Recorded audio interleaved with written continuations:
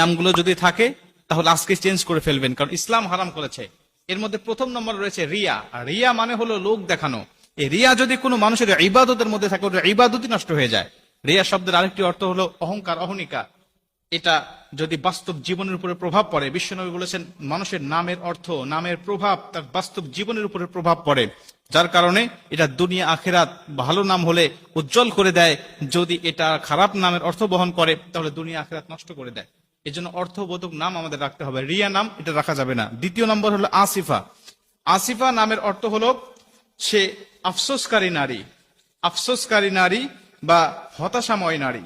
আফসোসকারী এই অর্থ যদি তার বাস্তব জীবনের উপর প্রভাব পড়ে, সারা জীবন তার আফসোস করতে যাবে, হতাশাময় জীবন তার কাটবে। এজন্য আসিফা নামটা এটা রাখা যাবে না। 3 নম্বর যে নামটি রয়েছে সেটা হলো মাংতাসা। এটা বর্তমান সময়ে খুব জনপ্রিয় একটি নাম, মানুষেরা খুব আগ্রহ করে রাখে। আগ্রহ করে রাখার পিছনে একটি কারণ আছে, সেটা হলো এর আবিধানিক যে আরবি অর্থটা আছে এটা আমরা অনেকেই জানি না। গুগলে সার্চ দিয়ে আমরা অর্থ খুঁজি, অর্থ দিয়ে মাংতাসার অর্থ খুঁজতে গেলে গুগল বলবে এর অর্থ হলো যে সে হলো গুরুত্বপূর্ণ বা মূল্যবান, এর অর্থ আসবে গুগলে। কিন্তু প্রকৃত আরবি অক্ষর আল্লাহ পাক সূরা আল ইমরানের মধ্যে বলে দিয়েছে, অত ইজ্জু মাংতাসা অত জিল্লু মাংতাসা বিয়াদিকাল খাইর। এর আবিধানিক আরবি অর্থ হলো, এর অর্থ হলো যে তুমি যা ইচ্ছা তাই করো, তুমি যা ইচ্ছা তাই করো। আল্লাহ পাক বলেন আমি যাকে ইচ্ছা সম্মান দান করি, যাকে ইচ্ছা আমি আল্লাহ পাক বেইজ্জতি দান করি।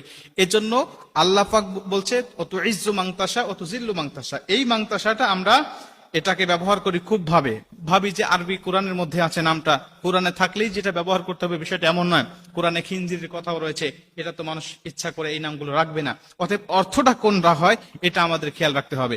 4 নম্বরে যে নামটি রাখতে আমাদের সমাজে দেখা যায় খুব, সেটা হলো মাসুমা। মাসুমা হলো চির নিষ্পাপ বা যার কোনো গুনাহ নেই, চির নিষ্পাপ। এটা কোনো মানুষ হতে পারে না, নবীরা ছাড়া একমাত্র চির নিষ্পাপ, যার কোনো গুনাহ নাই একমাত্র নবীরা। মানুষের কম বেশি গুনাহ থাকবে।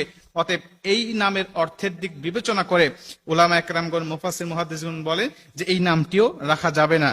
5 নম্বরে যে নামটি সেটা হলো মারিদা বা মারিদা। এই মারিদা শব্দের অর্থ হলো অসুস্থ, অসুস্থ, রোগা। সে সবসময় অসুস্থ হয়েই থাকে, এরকম একটি অর্থ বহন করে। অতএব এর অর্থের প্রভাবটাও যদি মানুষের জীবনের উপরে পড়ে তাহলে সে সবসময় অসুস্থ হওয়ার সম্ভাবনাই বেশি থাকবে। নবীজি বলছে নামের অর্থ এর প্রভাব মানুষের উপরে পড়ে। 6 নম্বরে আরেকটি নাম সেটা হলো সাহেরা। সাহেরা এই নামটিও অনেকের দেখা যায়। অনেকে বলেন যে ইব্রাহিম আলাইহিস সালাতু ওয়াস সালামের স্ত্রীর নাম ছিল সাহেরা। না, আসলে উনার